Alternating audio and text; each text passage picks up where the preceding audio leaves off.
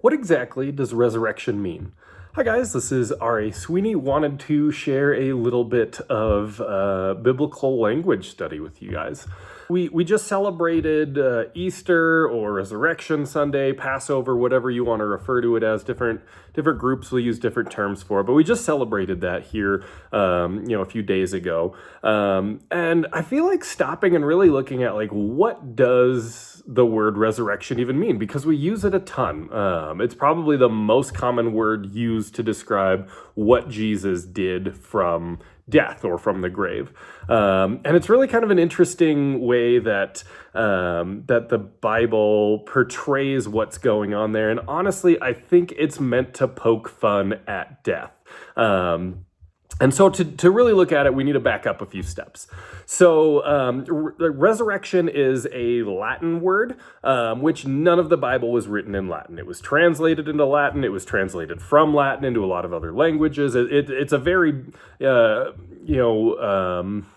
churchy language. It's been involved in the church for a very, very long time, very important in a lot of ways, but none of the Bible was actually written in Latin. So I like to focus on the original languages, more on the Hebrew and the Greek. So the word in the New Testament that gets translated as resurrect is anastasis, which is a Greek word, and it's actually two parts of the word there. It's a compound word. You've got ana, which means upward, could mean again as well, depending on context. And here it's a little bit vague, but I think up is more the idea that we want to go with in this scenario. And then the other half, the stasis, is standing.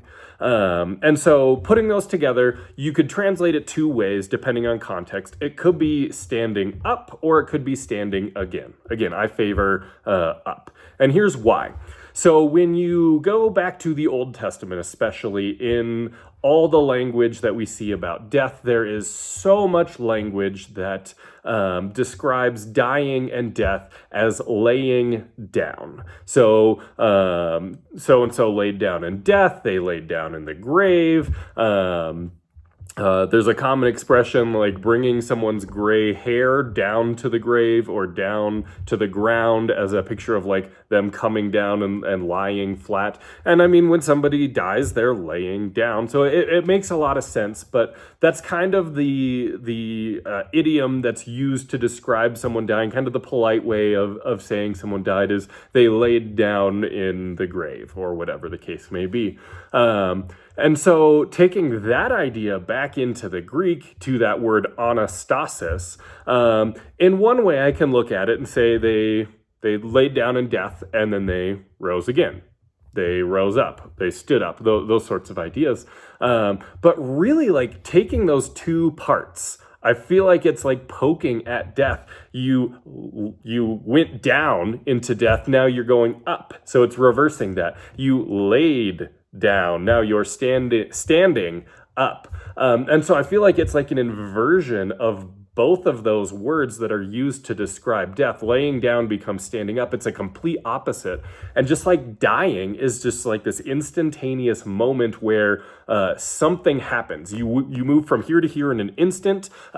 You laid down in death. This is like an opposite. It's an undeath, essentially, that's happening. You are the down is becoming up again, the laying is becoming standing again. And so it's really just this moment of inverting the entire death process into life again. It is being drawn back out of death, or as I like to describe it, coming out the other side of death.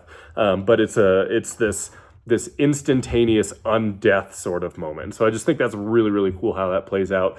The Latin, I'm not as great with Latin. From my understanding of the word that we get resurrect from, it's more like rising again. Is my understanding of it. And that's a fair translation, but I really like the way that the standing up versus the laying down imagery plays off of each other in the Hebrew and Greek. So that's how I translate it. He stood up from death. He stood up after having been laid down in the tomb, sort of deal. So just some cool, interesting stuff with the language of the Bible. I hope that's a blessing. Thanks, everyone.